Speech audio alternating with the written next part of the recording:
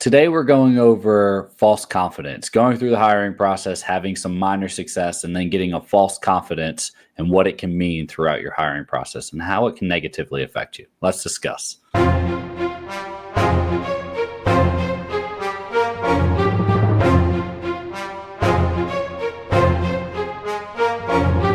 Before we get started, I have two gifts in the description for you. One is the Getting Started workshop. It's going to walk you through every phase of the hiring process. Plus, there's some hidden bonuses in there for you as well.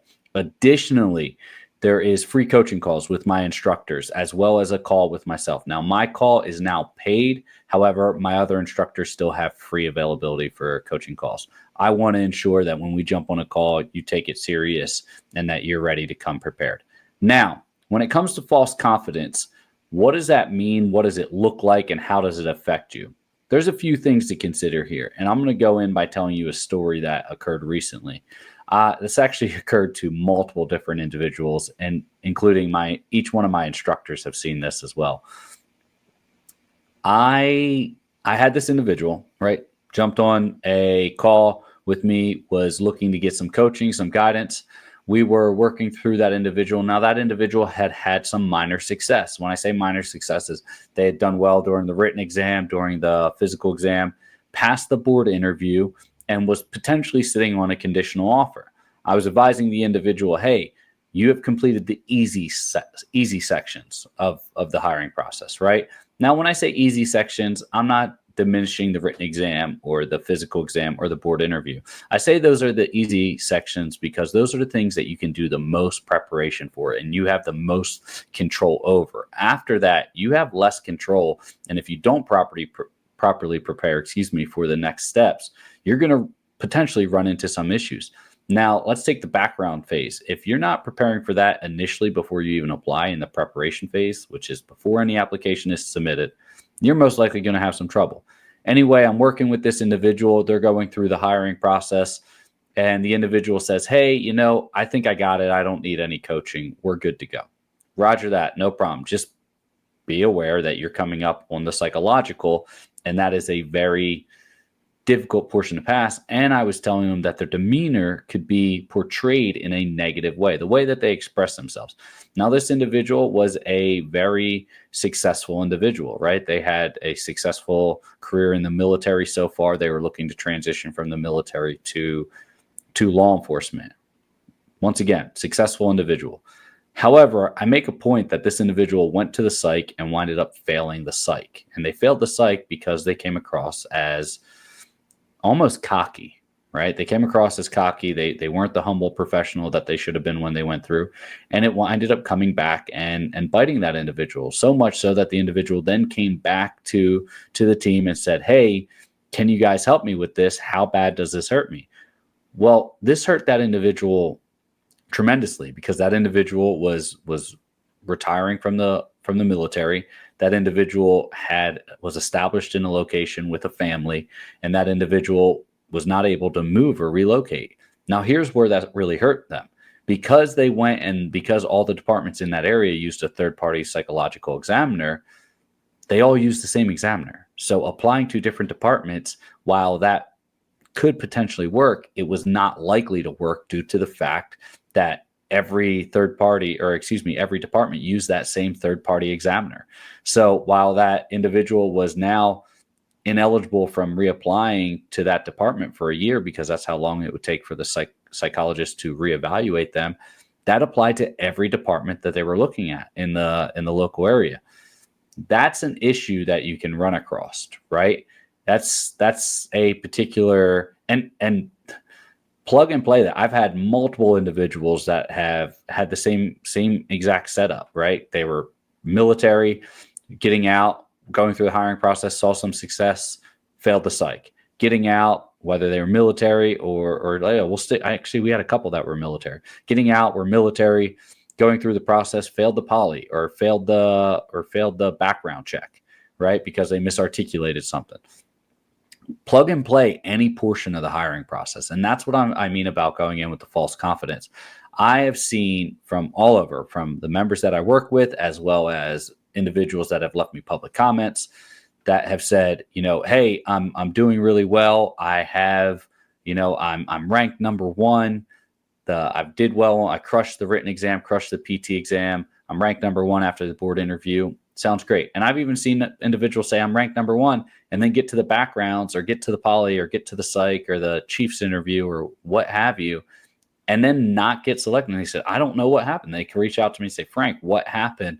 Explain this to me. I was ranked number one. Those rankings mean nothing outside the fact that you're the one that they want to make sure gets pushed into the next phase. So let me give you an example. And I've ranked number one on almost all of my application processes. But let me be clear about this. You do really well in the written exam. You do really well in the physical exam. You do really well in the board interview. You're ranked number one, or let's just say you do well in the written and the physical, and you're ranked number one going into the board interview. And you go into the board interview and you don't score as high as you could have, or someone outscores you on the board interview. That rank might drop down to rank number 5, right? It just depends. Now, what does that mean going forward? Absolutely nothing. Absolutely not. And the reason why that might mean something going forward is because maybe they're giving out 10 conditional offers, and now you just drop from rank 1 to rank 5, if they're even ranking whatsoever. They might just be grading. It might not be a candidate ranking schedule at all. But let's just say, because I hear this from individuals all the time, you're ranked in the top 5 or you're ranked number 1, you get a conditional offer, and everyone thinks, I got a conditional offer, it's locked in. You should celebrate. I'm not telling you shouldn't be proud of yourself and do a small celebration to celebrate these small wins, these small victories. But you are nowhere close to being done, right? Not even close. You still have the hardest steps left: the background, the psych, the poly, the med, right? The chiefs, all of that. The background in itself is the longest part of the process. I've seen, once again, and I've said this on other training videos, the background in itself is never done until you get your official hire letter. People can say, oh, they started with my background and it's complete. No, because here's what happens. If you get a speeding ticket while going through the hiring process, they're going to plug that into your background. You're going to be immediately disqualified. So your background is not done, right? There's anything that changes in your background or anything they discover later on in your background, that can completely change your entire background. When you hear your background investigator say, oh yeah, we're done with your background. No, that just means they've acquired all the information they're required to obtain. And then they have to review it, write a report on it, and then submit it up for a final review, because they're not going to be the ones doing the final review, because ultimately that background check is going to lead to a security clearance for yourself. So you're going through the process, right? And you're trying to figure out, hey, I'm ranked number 1. I have a conditional offer. How can they just tell me no after I take the poly or after I take the psych? Because that's what it is. It's a conditional offer. And I'm not trying to beat you down here, but that's all it is. It is, you will have this offer if you meet these conditions, right? Same thing. You could go through the entire hiring process, sign a contract, say, hey, I'm employed by ABC Police Department, and go through the academy, fail out at the academy, and lose your job.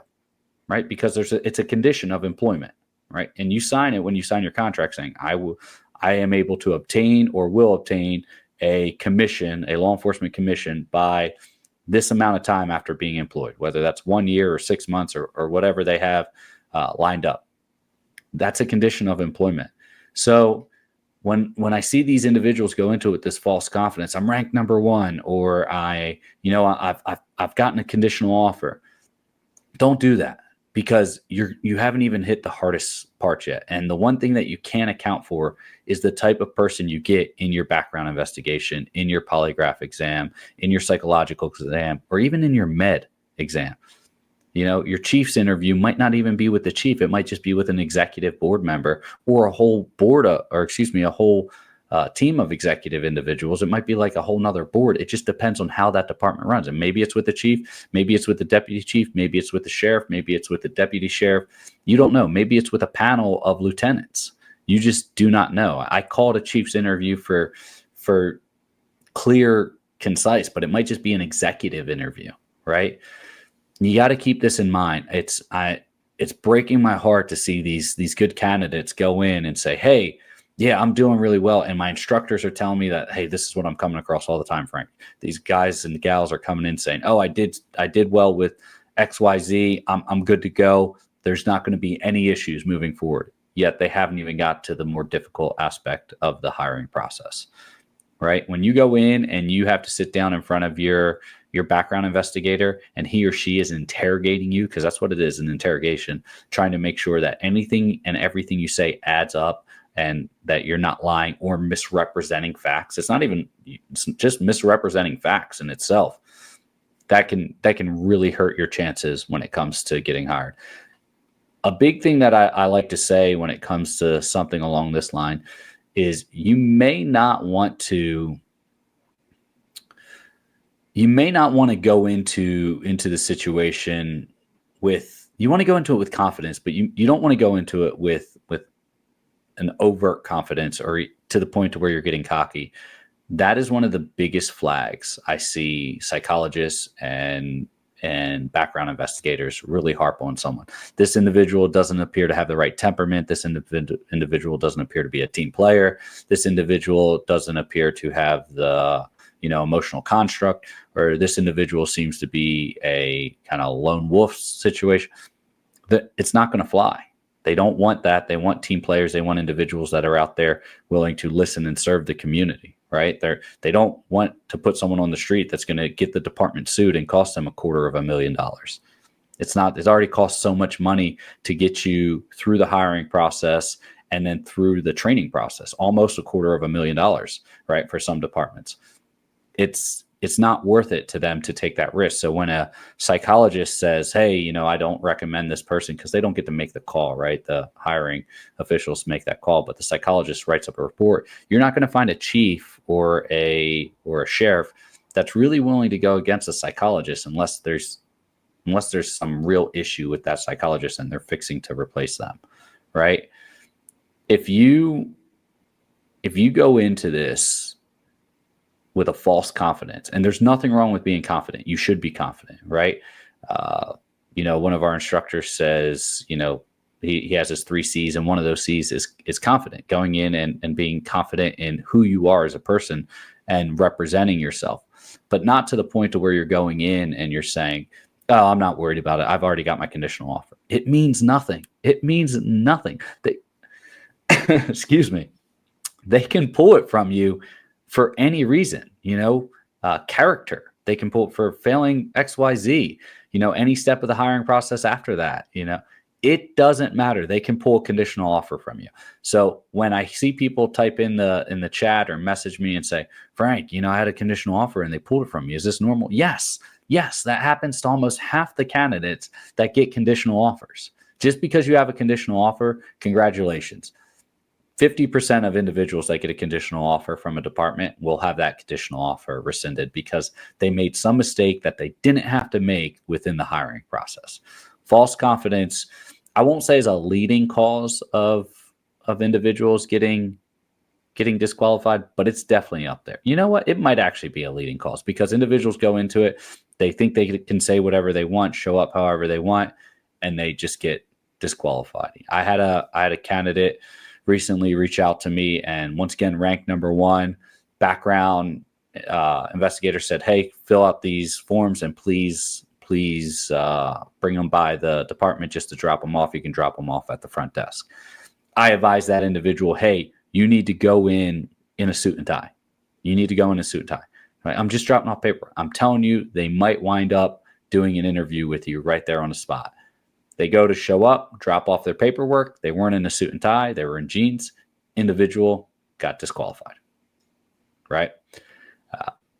Did their interview, but ultimately had a bad first impression because they showed up in, civilian clothes, just acting like it wasn't a big deal. No, and not every department's going to be this way, right? Every department's different, but why not set yourself up for success? Always be prepared for success. Always be prepared to walk out and have to be in the middle of an interview anytime you're dealing with the department. You don't want to walk into this. False confidence, like I said, is one of the major contributing factors to individuals not properly making it through the hiring process or properly articulating themselves. So I hope this helps. Listen, those gifts are still down in the description for you. The Getting Started workshop is going to walk you through every phase of the hiring process, plus those hidden bonuses, as well as the free coaching call with any of my instructors. You can join on and jump on a call with myself as well. However, those calls have a small fee attached to them because I want to make sure that you're going to show up and do what you need to do and be prepared. Stay safe, and I will see you next time.